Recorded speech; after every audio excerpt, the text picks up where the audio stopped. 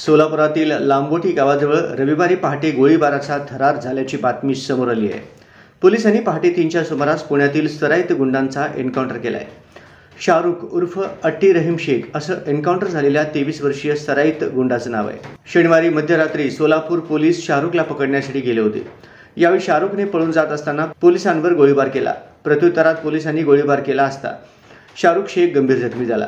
त्याला रुग्णालयात उपचारासाठी दाखल केला असता उपचारादरम्यान त्याचा मृत्यू झाला। भल्या पहाटे गोळीबाराचा थरार उडल्याने परिसरात एकच खळबळ उडाली आहे।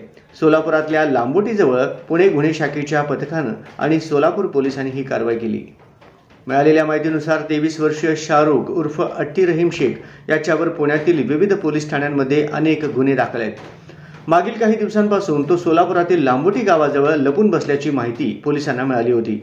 शनिवारी मध्यरात्री त्याला अटक करण्यासाठी पुणे गुन्हे शाखेचे पथक लांबोटी येथे आले होते। शाहरुख लपलेल्या घरावर छापा मारताना आरोपी शाहरुख शेख यांनी हिरोगिरी करत पोलिसांवर गोळीबार केला, पण हिरोगिरी त्याच्या जीवावर बेतली। या गोळीबाराला पोलीस प्रत्युत्तर देत असताना शाहरुख उर्फ अट्टी शेख गंभीर जखमी झाला। त्याला गंभीर अवस्थेत सोलापूर शासकीय रुग्णालयात दाखल केलं, मात्र उपचारादरम्यान त्याचा मृत्यू झाला। पुण्यातील सराईत गुंडाचा सोलापुरात अशा प्रकारे एन्काउंटर झाल्याने परिसरात खळबळ उडाली आहे। डायरेक्ट दरवाजे ठोके और मेरी भाभी को उनको पिस्टल लगाए सर पे और उनको बोले कि दरवाजे खोलो। उन्होंने दरवाजे खोले, उन लोग ने डायरेक्ट फायरिंग चालू करे। मेरे आदमी उठने तक उन लोग ने फायरिंग चालू करे। 4 गोली मारे, उनको नीचे गिरे डायरेक्ट। मेरे को भी बाल पकड़ के खींच के उधर ढकला पुलिस वाले ने। 10-15 जन थे, पूरे डीबी वाले थे। वो सब पहचानती मैं उनको, सबको भी देख ही लिए मैंने। पुलिस वालों का कहना है कि पहले आपके नहीं, उन्होंने नहीं किए सर, वो तो सोए हुए थे। वो डायरेक्ट इन्होंने पहले दरवाजे खोले बराबर, ये बोले कि अंदर मत आओ, अंदर मत आओ, ऐसे बोलने तक डायरेक्ट वो पुलिस वाले ने उनको पहले गोली मारा पैर पे, वो गिरे नीचे। फिर उसके बाद में उन्होंने पिस्टल उठाने तक के पुलिस वाले ने सीने में गोली मारा। उनके पास पिस्टल थे? हाँ, उनके पास थी पिस्टल, पर उन्होंने चलाई नहीं। उन लोग ने डायरेक्ट क्या करे, गोली पहले इन्होंने मारे पुलिस वाले ने, वो नीचे गिर गए थे। हाँ, थी पापा उनके पास, पर उन्होंने चलाई नहीं, इन्होंने पहले गोली चलाई। कितने दिन से आप वहाँ पे रह रहे थे? 10-15 दिन ही हुआ हम लोग वहाँ पे थे। और मतलब उनका रवैया अभी कैसे था? नहीं, अभी पूरा अच्छे से रह रहे थे, सुधर गए थे। उन्होंने वो दारू से पीते थे, लेकिन उन्होंने सब बंद करे। नशा पानी है, डर के वजह से बोले कि घर वालों को तकलीफ होती बोल के उन्होंने सब गुनहगारी छोड़े थे। 1-1.5 साल हो रहा, पर ये पुलिस वाले तकलीफ दे रहे थे उनको वहाँ पे भी, इसके लिए वो यहाँ पे आए, बोले घर वालों को तकलीफ होगी इसके लिए। आप बोल रहे हैं कि गुनाह छोड़ दिया, फिर उनके पास जो गुनाह दाखिल हुए हैं उसका क्या है? वो जबरदस्ती उन्होंने गुनाह दाखिल करे हमारे सामने की बात है। मेरे घर में थे उस दिन, मेरे हस्बैंड मेरे सामने, उनके दोस्त को पहले उठा के लेके गए थे। और उन्होंने क्या करे, दोस्त को उठा के लेके गए बोल के देखने के लिए वो गए, तो उन्होंने डायरेक्ट उनको उनका नाम भी वो केस में डाले और उसको उठा के लेके गए और इनको इनके पीछे लगे। उसके बाद में वो टीपू भाई को भी लेके गए और उनके मौके में भी इनका नाम डाले। वो तो मेरे साथ में थे, अभी तक भी साथ में से दिन भर घर में रहते थे, किधर नहीं जाते थे, तभी भी उन्होंने नाम डाले उनका वो केस में।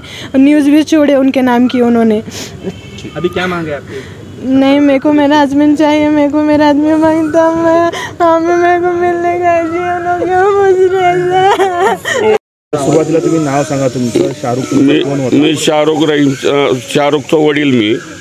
माझं नाव रहीम हसन शेख, माझ्या मुलाचं नाव शाहरुख रहीम शेख। घटना घडली होती आणि कधीपासून तो फरार होता? 3 महिन्यापासून तो फरार होता। 3 महिन्यापूर्वी तिनं शब्बीर इनामदार म्हणून आहे, तिच्यावर बांबूने मारामारी झाली। तिच्यात ही 3 महिन्यापासून तिला नुसतं पळवते। 3 महिन्यापासून ते इकडं भटक तिकडं भटक। आता इकडं माझ्या आत्याच्या तिथं ते एक 8-10-12 दिवस झाला आला असेल, तर तिथं येऊन तिथं एन्काउंटर केला तिने। आणि तिच्या अगोदर 3 महिन्यापूर्वी माझ्या पार्किंगमधून कांबळे हवालदार तिनं गाडी उचलून नेली तिची, माझ्या मुलाची, आणि म्हणला इकडे म्हणला तुझ्या गाडीची नंबर प्लेट नाही, गाडी चोरीची आहे। तर मी गाडीचे पेपर वगैरे घेऊन मी बी स्वतः गेलो, माझ्या मुलाला मी घेऊन गेलो। तर त्यावेळेस तिनं तिला 10-15 पट्टे मारले। मला तुला मी 4 पट्टी घ्यायसाठी बोलवत होतो, तू का आला नाही? ते गुन्हेगार आहे, ठीक आहे, नॉर्मल गुन्हेगार आहे, मी नाही म्हणत नाही आहे, पण आत्ता ते गुन्हा सगळं सोडून चांगल्या मार्गाला लागल्यावर सुद्धा तुम्ही स्वतः बिघडवताय। डिपार्टमेंटच बिघडवती मुलांना की तुम्ही अजून त्याच्यातच घुसा। मी त्याला चप्पलचं दुकान टाकून दिलं होतं, व्यवस्थित चप्पलचं दुकान चालवायला लागला होता तो. पोलिसांचं असं म्हणणं आहे त्याला अटक करायला गेल्यानंतर त्यांनी पहिले फायरिंग केली. आत्ता काय मला आत्ताची पोझिशन काय झालेली आहे ती मला स्वतःला माहीत नाही. मी पुण्याला राहतोय, मी पुण्यावरून आत्ता आलोय. तिची बायको होती इथं, तर त्या बायकोला माहीत आहे.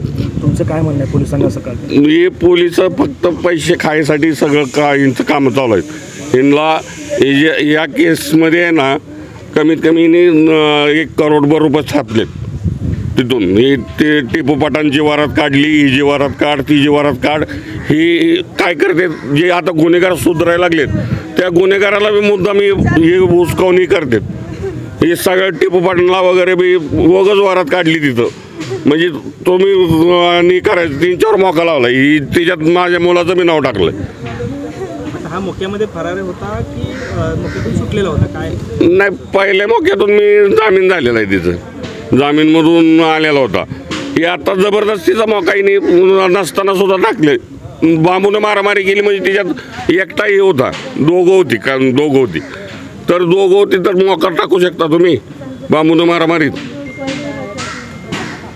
तर हे जबरदस्तीचं सगळं केलंय आणि हे सगळे गँग कुठल्या लोकाला ओढवायचं आणि एकमेकाला जोडवून सगळ्यावर मोका जोडून टाकते. ते काय मागणी असणार आहे आता तुमची? माझी मागणी एवढीच आहे की कांबळे हवालदार आणि पाटील PI ही सगळ्या त्या स्टॉपला सस्पेंड करावं. कुठले हे सर्व? हे काळेपट पोलीस स्टेशन.